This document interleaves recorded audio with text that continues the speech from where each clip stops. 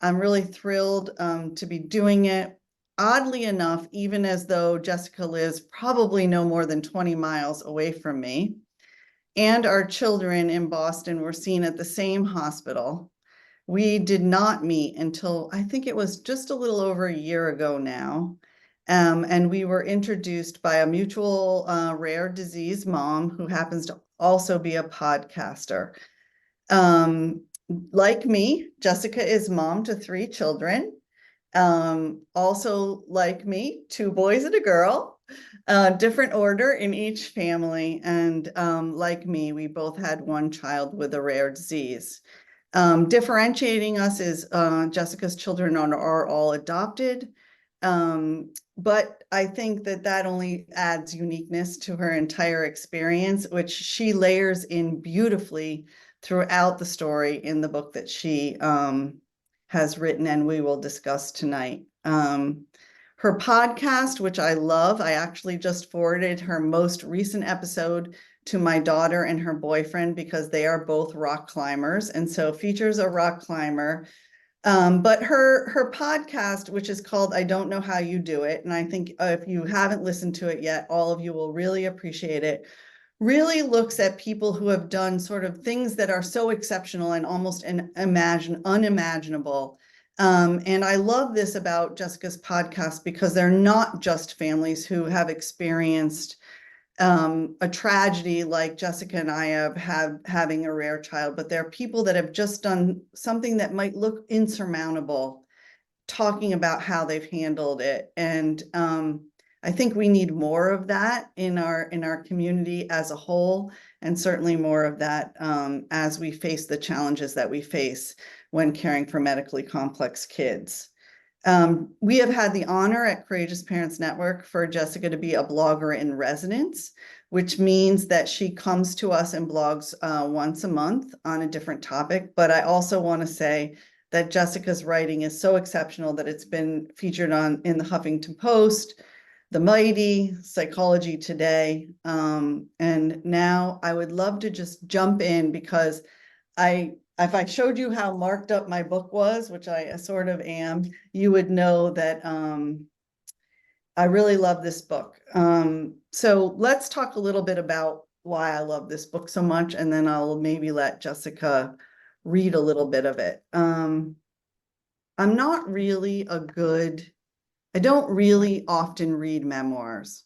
And when my son was first diagnosed and people sent me books to read about other similar experiences, or when he passed away 10 years ago and they gave me books about grief and grief management or other families who were grieving, they weren't my go-to item. In fact, I almost didn't read most of them. And what I found was that in reading them, I often felt like I had to bear the weight of the sadness of the author. And Jessica's story involves a lot of sadness on multiple layers. But what I want to say is I never felt the weight of that sadness when I was reading it. And I didn't feel like I had to own it. And I didn't even feel like I really had to absorb it into my own being, but rather that the way she writes it, I felt seen and I felt very heard. And I think for me, when I tried to think about what could I tell you about why that was true for me reading this book, I think there were 2 components of the book that really resonated with me. One is that Jessica has a unique way of bringing about simple truths. And the things that we all know as we're experiencing these are the realities of our life. I'm just going to tell you a few examples of them, and so that maybe you'll understand better from the book. But she writes, imagining the worst thing doesn't make you more prepared when it happens. And I know this from experiencing, having a child that I knew would eventually die, but it didn't make me more prepared when I got to that day. Again, another one she writes is, we were given life-changing news, but our lives hadn't changed. My son was 15 months old when he was diagnosed. He looked like a toddler, just sort of meandering about. I couldn't imagine that he was going to have this tragic ending to his life at that moment. These kinds of truths just made me feel seen. But the other really important part, and the part that really captivated me throughout this entire book, was the level of the capacity for Jessica to bring insightful humor and sometimes kind of off the cuff humor into the story. And this really resonated with me because I have a similar sort of, one might say, weird sense of humor. But I will give you an example from the book. She writes at one point in the book, on the wall next to the elevator was a sign that read, in case of emergency, push alarm. I wanted so badly to push that button. I wanted bells and sirens to ring and people in uniform to rush in and do something to make this disaster go away. And I always found in my experience that I also would have these incredibly sort of odd, humorous thoughts, but I couldn't tell if they were always appropriate to bring forward. And so these components of the book really captivated me, and I really want to just stress how much I think they will captivate you. And so that with that, I want to invite Jessica in before we start talking about things and more parts of the book that resonated and I think will resonate with you, and have her read a little piece of the book because I think it will bring you all in as well. Thank you. Thank you for that beautiful introduction. And I love that you said you felt seen. That's wonderful. I'm not sure how I feel about the fact that you said you also have a weird sense of humor, but I'll take it. And so thank you. I am going to just read a couple of paragraphs starting at the very beginning, and just to kind of get you into what's going on and introduce you to our story. Chapter 1, Broken and Overflowing. When did I know something was wrong? People ask me this a lot. Depending on my mood, I answer one of two ways. I had a hunch from the start, I might say. I always thought her ear looked funny. It was mottled and kind of squished. And the sounds she made were guttural. Aren't babies supposed to coo? Other times I say we were shocked. We lived in ignorant bliss for nearly 5 years, completely mesmerized by our perfect little girl. Both answers are true. At first, she'd met the standard milestones, rolling over, crawling, pulling up, but her toddling never matured into a steady gait. Instead, she wobbled as if tipsy, leaning on the wall to help steady herself. And her speech was garbled. She focused so intensely when she spoke. She looked like the effort thoroughly exhausted her, her tongue using every one of its 8 muscles to propel the words out of her mouth. But the doctor said she was fine. Just give her more time, they told us. The team at early intervention said she didn't qualify for services. I convinced them to evaluate her 3 times, but the verdict never changed. She's on the lower end of average, they said, and I felt bad that I was secretly hoping my daughter would rate below average and get help. I wondered if I was overreacting, if my expectations were too high. The worry gnawed at me. So that's just a little bit from the beginning. And I know a lot of people can relate to this feeling of like, oh my God, am I being that overprotective parent? And, but yet you have that feeling, that knowing, and also the diagnostic odyssey that so many of us experience when we're trying to figure out what's going on with somebody we love. I think, Jessica, too, you hit on something really unique in that part. And reading this from, the mom's point of view is that, I mean, I call it my mommy meter, but, that instinctually we sort of have this sensation that something is amiss. And it takes a really hard time to unearth what that means. And I also think that I love that you could recognize the duality of that, both saying you wanted your daughter to be well and good, but also saying you sort of wish she failed so she could get the extra help, Yeah, exactly. And I think duality is really a theme throughout this entire book in so many different ways. But what you mentioned is interesting because that actually they say it's a biological response when our child, when, you know, there's some kind of trouble, when something's happening, there's a biological response. And I wondered, as an adoptive mother, could I be feeling that biological response? And I'm here to tell you, I think that the answer is yes. But it is true that we do just know best. Yeah. I love that you're willing to speak to that because I think every parent at some point doubts their capacity. And yet, I think there's so much strength and we believe that we have the power within us and we know what is right and good and strong, and that carries us through. But let's return a minute, I think, to the theme of duality, because I think it is present in so much of the book. And I think that it is present in so much of the experience of a parent caring for a child with medical complexity. And maybe that's why the book resonated so much to me. But what examples of duality come forward most for you in the book as the writer? Yeah, absolutely. So first of all, I will say, I think that that's one of the big things that I learned over the course of these years is that you can be going through what is unequivocally the worst thing. I mean, everybody will say the single worst thing that could happen to you, right? And you can also have joy. And I would have thought, how in the world can those two things live together? That can't be possible. And so I think when we think about being in such tragic circumstances and being able to create beauty and joy and to give your children a childhood in the face of such despair, that to me is, I think, the biggest overwhelming duality. And I will say that in grief, I find that there's so much as well. And one of the things, I have an article that I wrote about grief and gratitude, which is, I think, another thing that people think, how in the world can these two things live together? And I think that they really can live closely together. And I think with a lot of these emotions that seem mutually exclusive, it's not only that they live together, it's that they become stronger because of the other.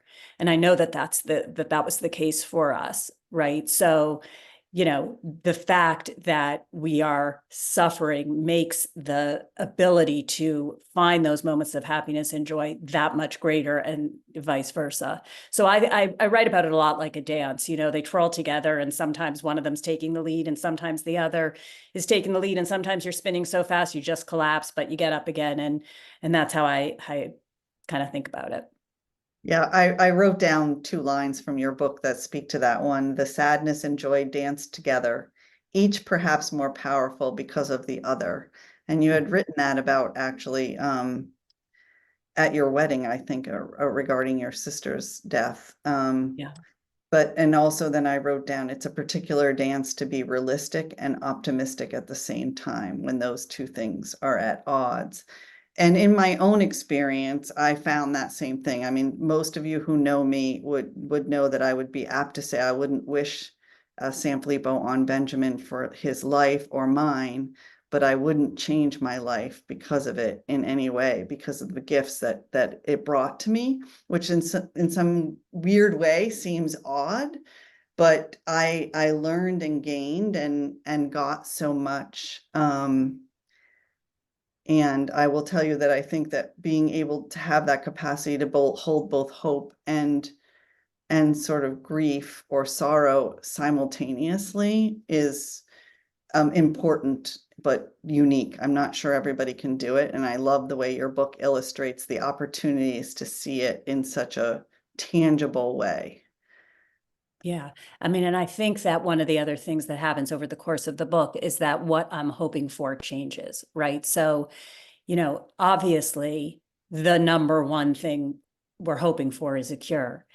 But as we kind of take that into the practical, what does that mean? Because the cure isn't going to, well, I mean, just to back up, I believed I was going to be the one that would find the cure. So that was like the beginning fantasy thinking, because to be clear, I have zero medical knowledge, understanding.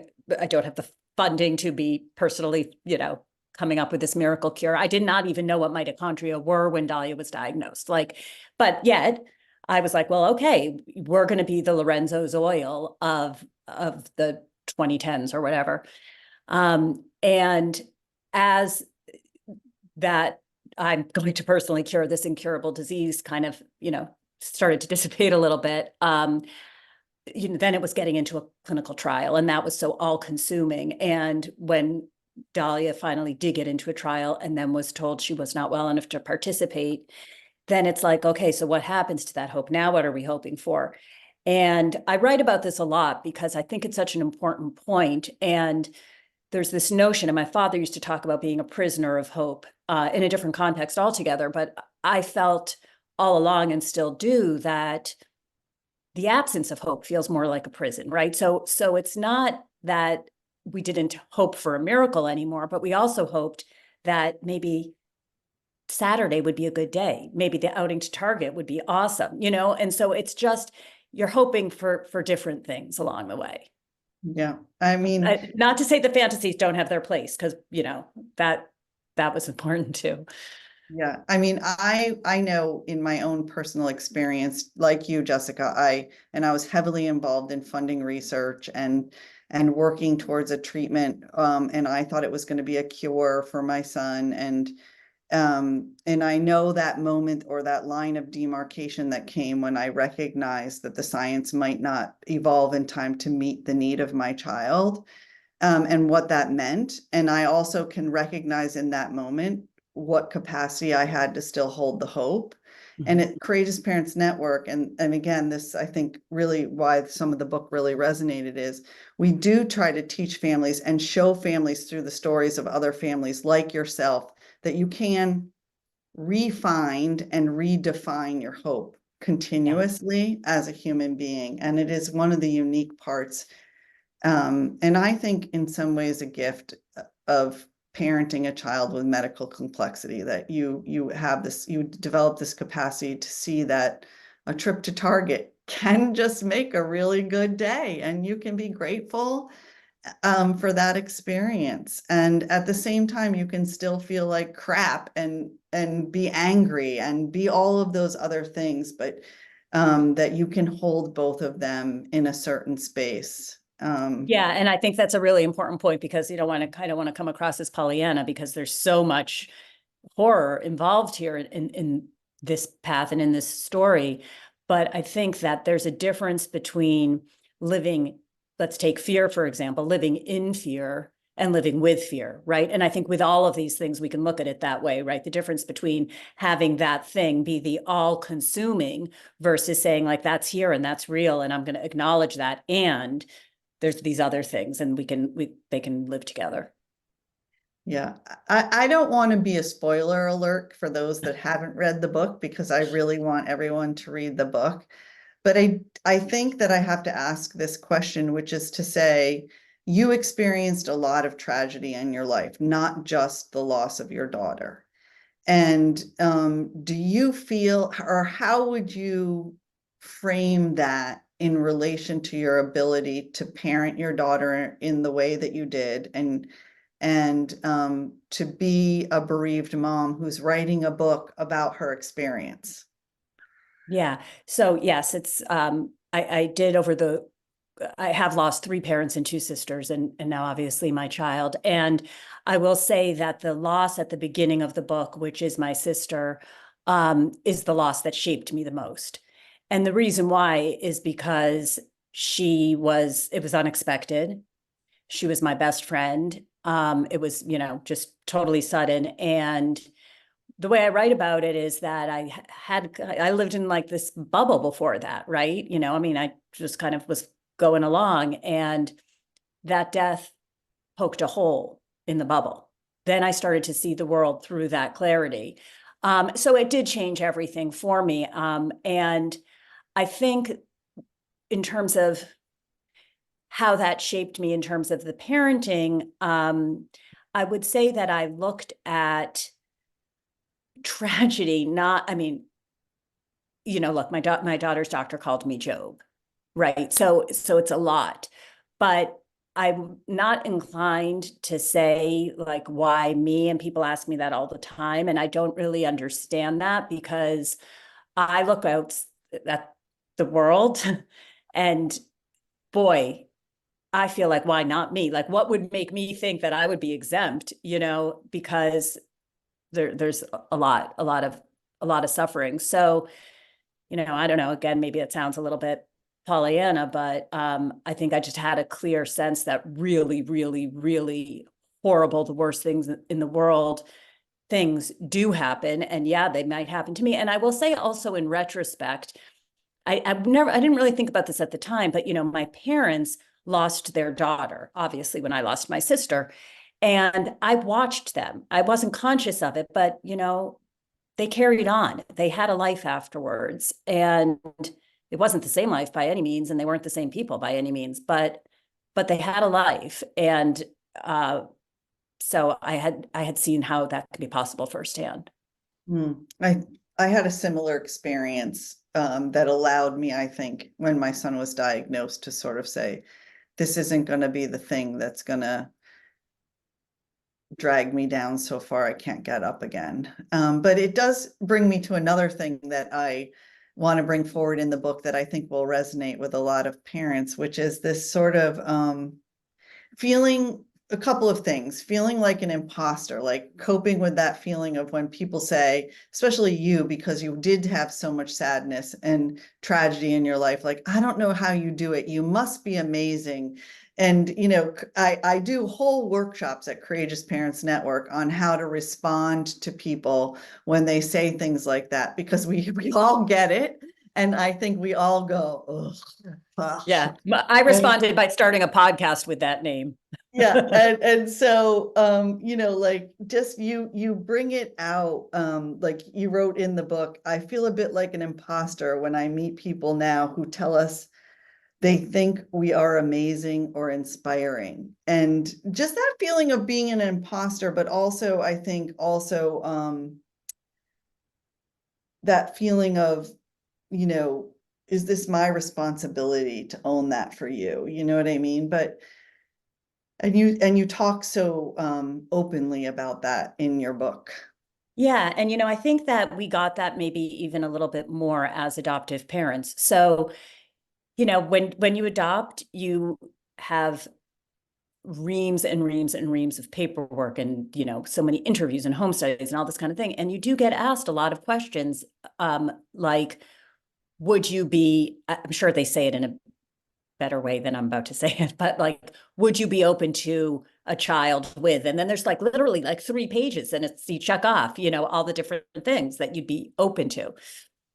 It sounds really horrible, but that's essentially what it is, right? Because they're trying to make this match. And I didn't want any of it. I was like, no, it took us 5 years to get here in the first place to where we're going to now adopt. And why would we raise our hand for that? Rob did not, Rob felt differently, and he's a better person than I am. I mean, that's clear, that becomes clear, I think, to anybody who reads the book, but I didn't want to raise my hand for that. So, Dahlia was not diagnosed for the first few years of her life. There's also, now, this would be a spoiler alert, but there is a whole storyline with her birth mother and in the book. But in any event, I did not want to raise my hand for that. But then when people would see us, and Dahlia's medical situation was very visible. She was in a wheelchair. She had a trach.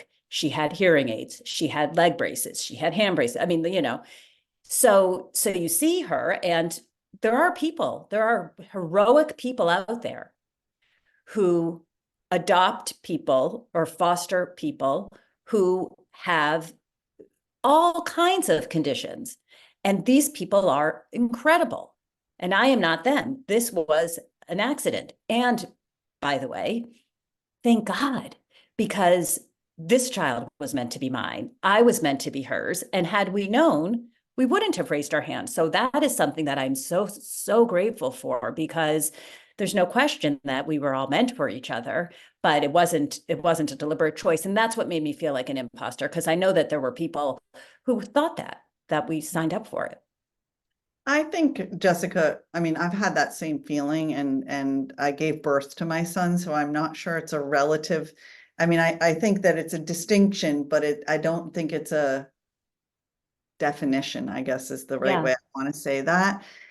Because I often felt like an imposter, and I know, people say all the time to the families that come to Courageous Parents Network, I don't know how you do it. And they don't know, or you get that doctor that says to you, just go home and love your child. And you're looking at them going, what did you think I was going to do? It's Well, my the other thing, child. right, you get I'm a gonna go lot home of, and love it. Like, I right. don't even understand why you're saying that to me, because Yeah. the natural instinct of a parent is to do those things. Yeah. Um, And what you and get a lot of is you're so strong. yes. You're the strongest person I know.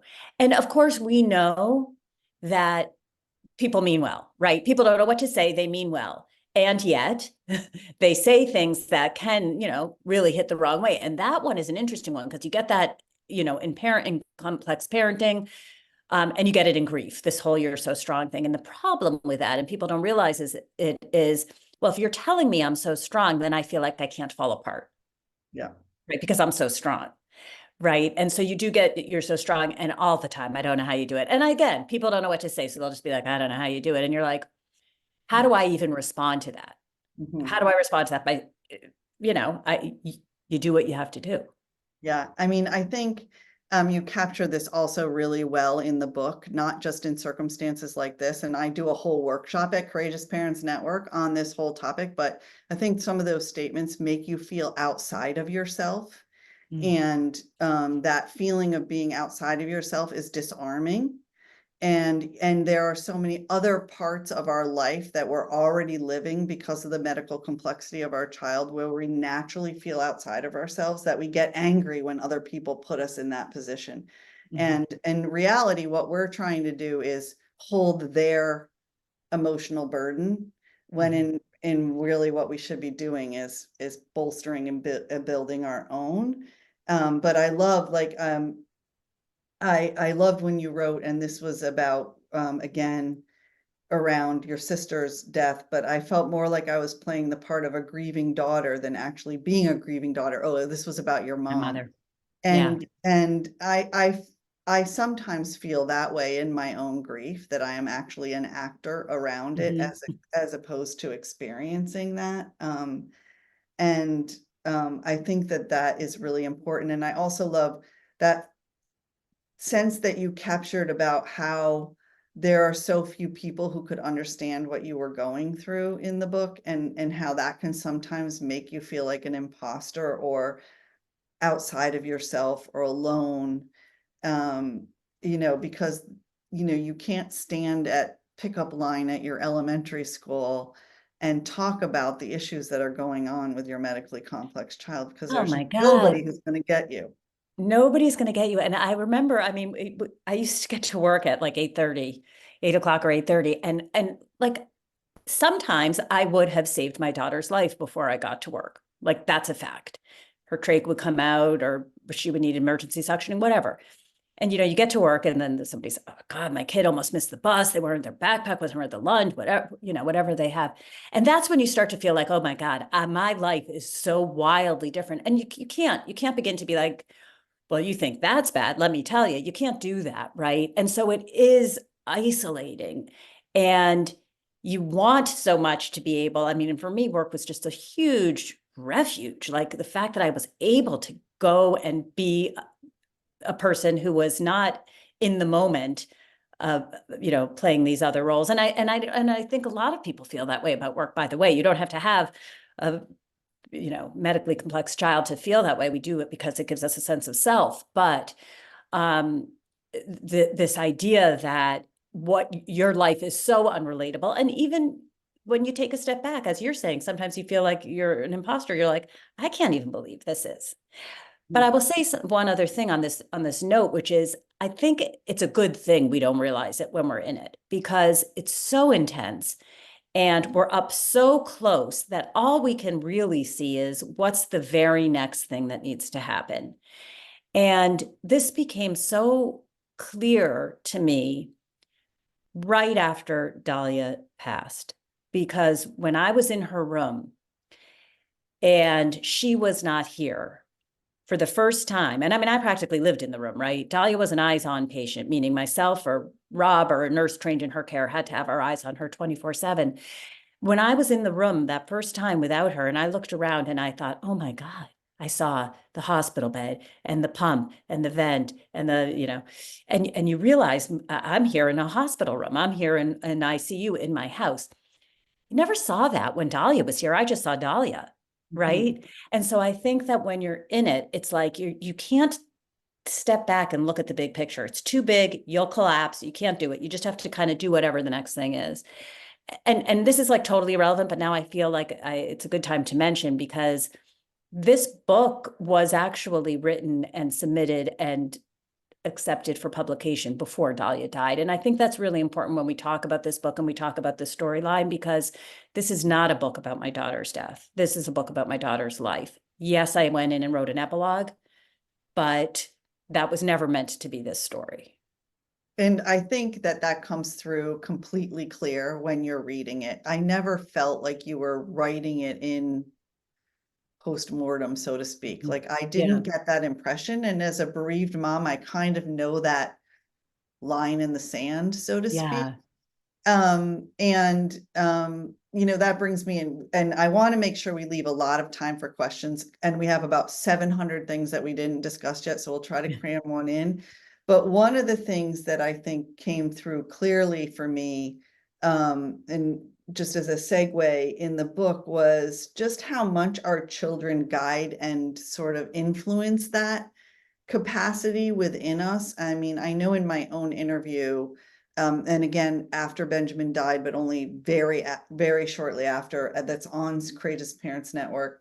I almost compare Benjamin to being my God, because he inspired so much and motivated so many things in what I saw and did. And I feel like all the through line through your book is Dahlia and what she did. Like when you wrote, her challenges would be far greater than anything I ever thought I would be able to handle, but it wasn't about me.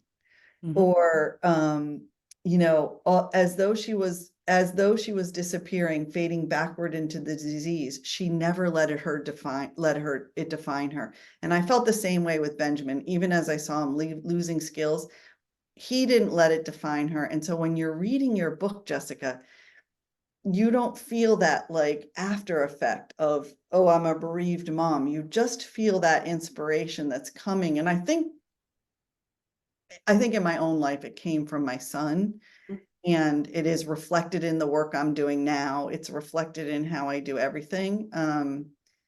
But I think it's good to bring to the point that you wrote the book prior to Dahlia's dying. Mhm. Mhm. Yeah.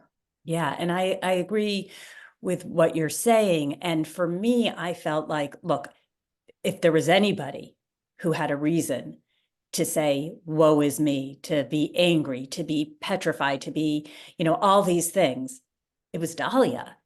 And yet Dahlia wanted to just like play and be a kid and go have fun. And, so how could I curl up in the fetal position? And, I was going to be the conductor of that experience for her if she wanted to be, out there and smiling and being a kid and having fun and connecting with people, but we were going to make that happen. And so, I do think that that is where I got, I followed her lead. And I Yeah. think that that is a big point in the book. Yes. And I will just add only briefly, and we won't discuss it, but following the child's lead is something that we heard by our mutual palliative care doctor who has joined us tonight, Pat. So we'll just give her a Yes, little shout out. she is on this call. I'm thrilled, and there is a whole chapter about her in the book because she taught me a lot.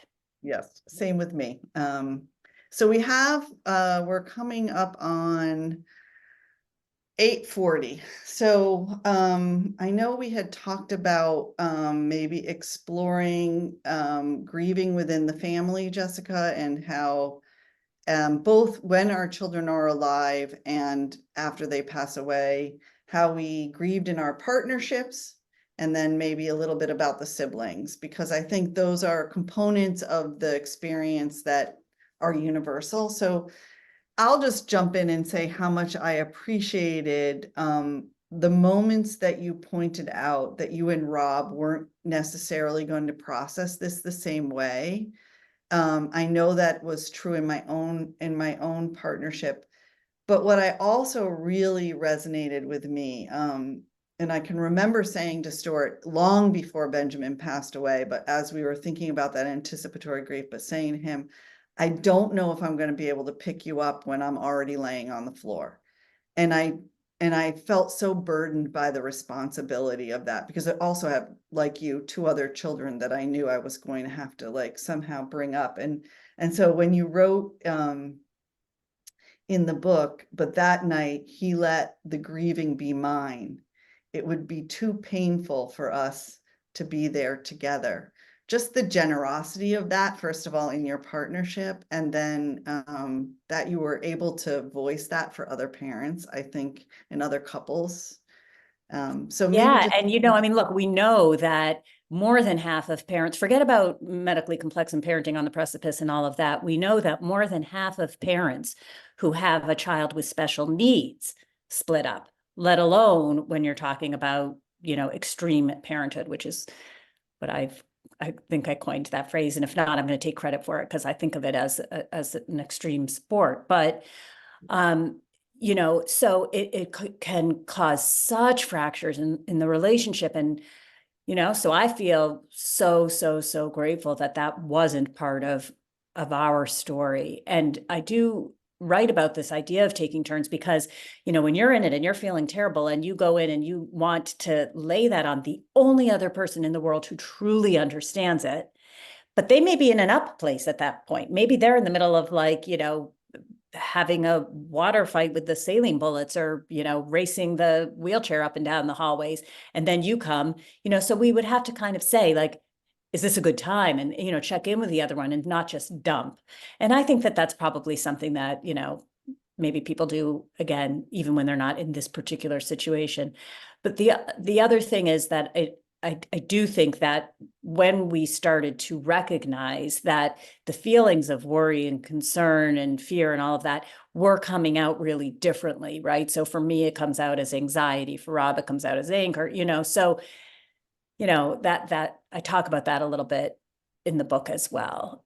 And then the siblings, a whole other thing, right? Because that was, and I will just say this one thing, and I know you want to get into questions, but I feel it's really important because when I look back at the last many years and I think about what would I have done differently, where would I have taken a different turn, et cetera, it's not about Dahlia's care. I feel that we did our absolute best.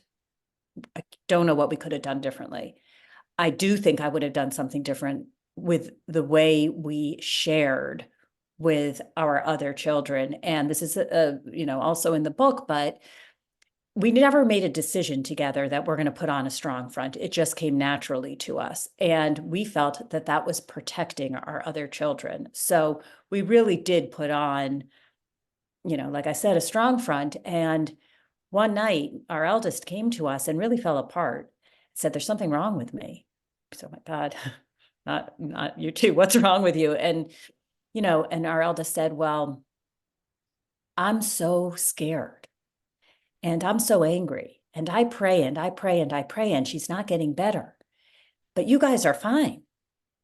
So what's wrong with me? And I thought, oh my God, we really screwed up because here we were trying to do this thing that we thought was protecting them. And actually, we were making them think that, well, there's something wrong with you. Like, what, what are you so scared about kind of thing? And so that really changed the way we talked about things then. And I will tell you, it changed the way I parent today, just in terms of being more open with my kids. And of course, they're older now, but still, that was one thing I would do differently. yeah, I think it's really hard to let your other children see when you're falling down because it's the parent's job to always be standing, right? Yeah. And it's really hard. I mean, you and I have talked about this. We did it differently. We brought Noah and Isabel along with a lot of the things, although I'm not sure I always brought them along with how devastated I actually was. Um, and in fact got palliative care because I was worrying about Isabel and Noah, not necessarily because I was having trouble making a medical decision for my son Benjamin, which is what normally would be the circumstance. So I really appreciated the sibling stuff. And I could go on forever, but I really do want to leave, a good 15 minutes for people to ask questions. So Yeah. what we're going to do now, and we're still a pretty big group of 30, but I think if you want to turn your camera on and ask a question, please do, raise your hand. You can always put a question in the chat or a comment, or if there's a topic that you are wondering if the book explores, my guess is it does, and we can probably explore it. So please go ahead and ask your questions or make comments, so we leave you enough time to do that.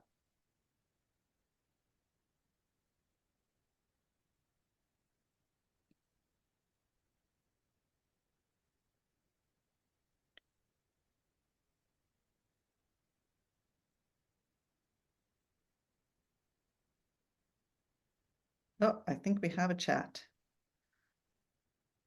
The question is this: what takeaways, Jessica, did you discover from writing the book? Yeah, I appreciate that question. I think one thing that I took away is that we can do more than we think we're capable of. No way I would have thought I was capable.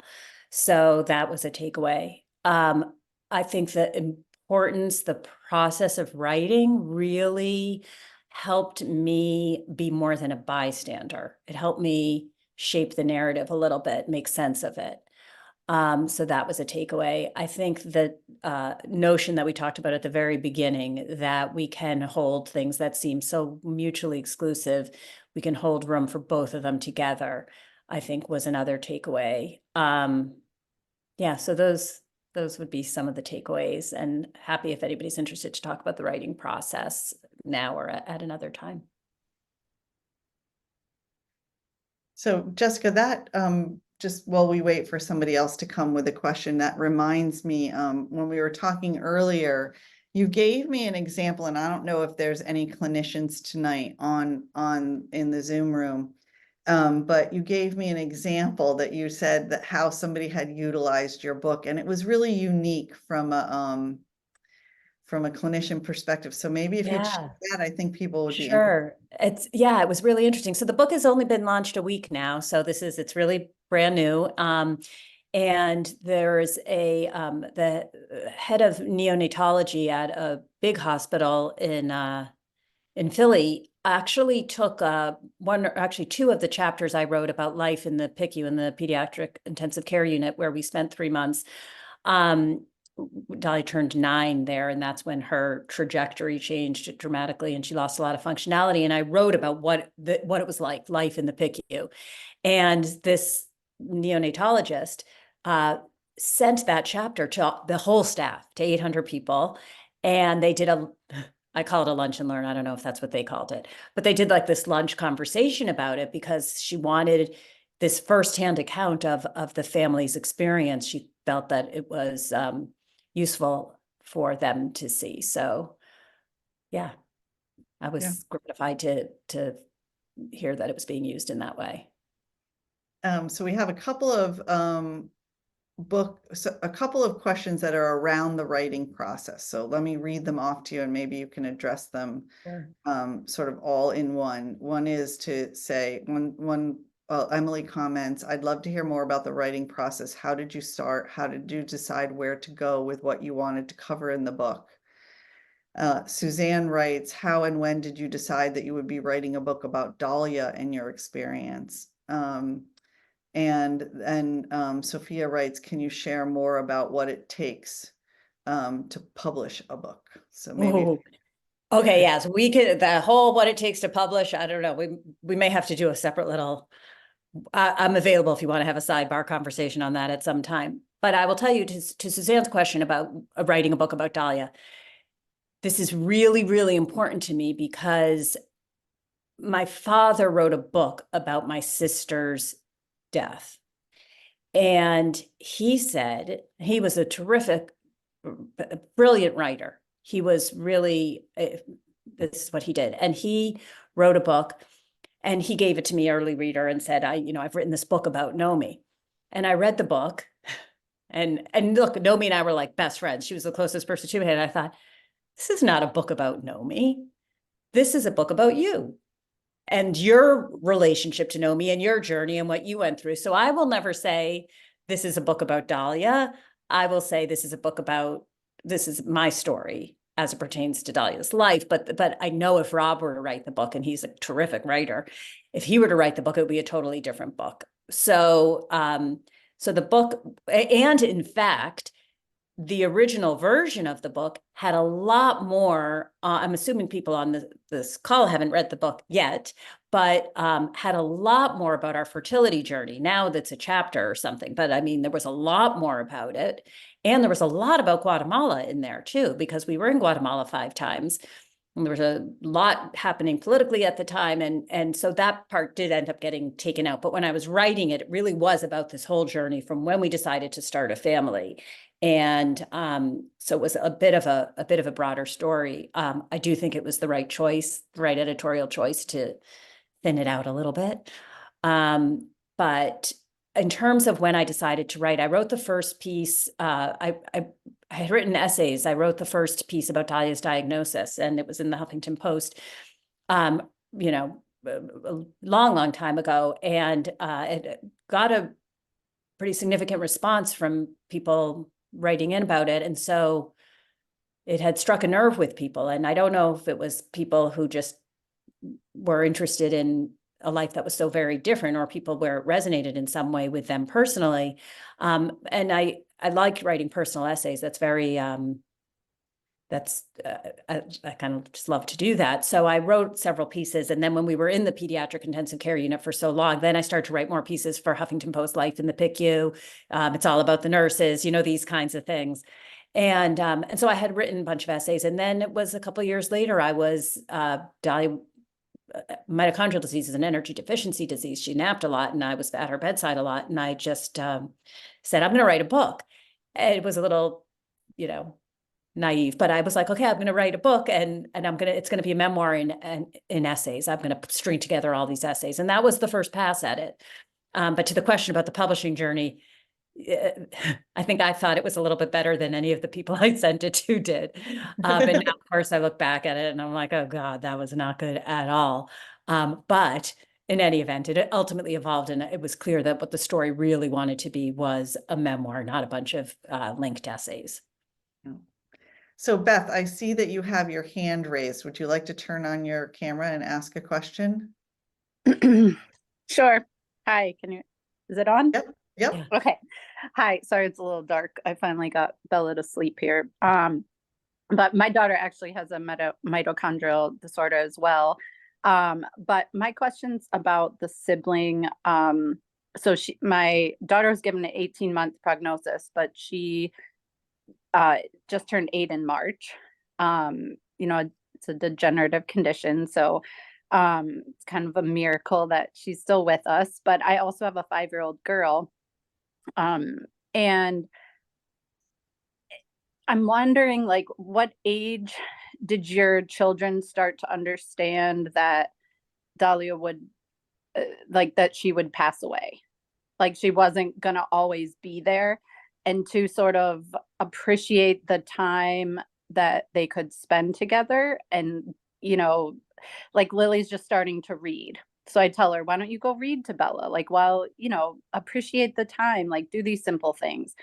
But at the same time, I don't want to scare a 5.5-year-old about death. So I'm just wondering if I don't know the ages of your other children, so I'm sorry if this isn't applicable, but No, absolutely. I just wonder, you know, how, because sometimes I tell her, you know, I don't know how long Bella will be with us. And then she, you know, she'll say, like, she's sort of understanding at this point, like, oh, is Bella gonna die? And it's like, well, you know, we're all gonna die, but, you know, Bella might kind of die sooner. But in her mind, you know, daddy's gonna die first because he's oldest, and then mommy, and then, you know, so I just wonder how you approach that, and what you might recommend just with your experience with that. Because, you know, I try to be very open with her because it's very obvious. I mean, you know, I'm very stressed a lot, you know, like today she was pretty much in status all day. And because we have palliative care and everything, you know, I don't rush her to the hospital because it's kind of like we can do everything they can do. But, Yeah. you know, so the day was very hard. And so I try really hard to not take it out on her and everything, but sometimes your patience is just, Yeah. you know, it's like you just can't take any more crap, you know? So, and she's 5, so, you know, there's always something. But so I don't mean to talk so much, but so I just wondered what your opinion might be about approaching that with a child younger, and at what age, you know, like how you did that. Yeah. Okay. So how I did that was not well.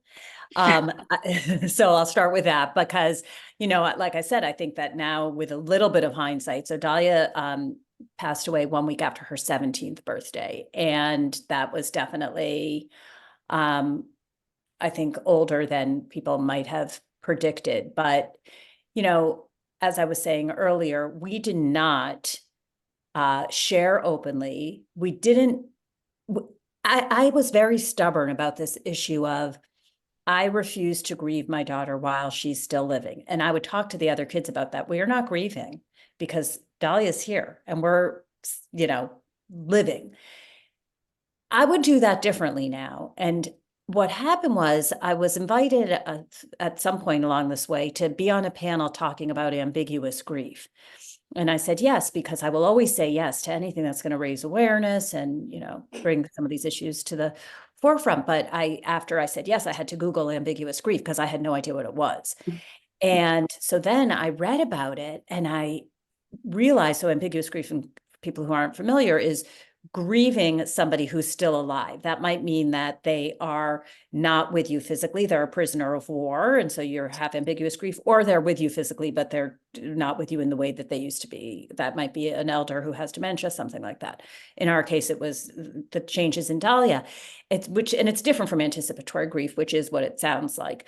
But my point being, ambiguous grief, when I understood that this was a thing, that there was a name to it, that we were feeling it, it was so validating, right? Because once there's a name to it, it takes away some of the power. I would now, you know, hindsight, whatever, but I would probably talk about that more openly, that there's a lot to grieve. There's a lot to grieve even when the child is still alive. You know, the future you thought you were going to have, the fact that they used to be able to do ABC, whatever.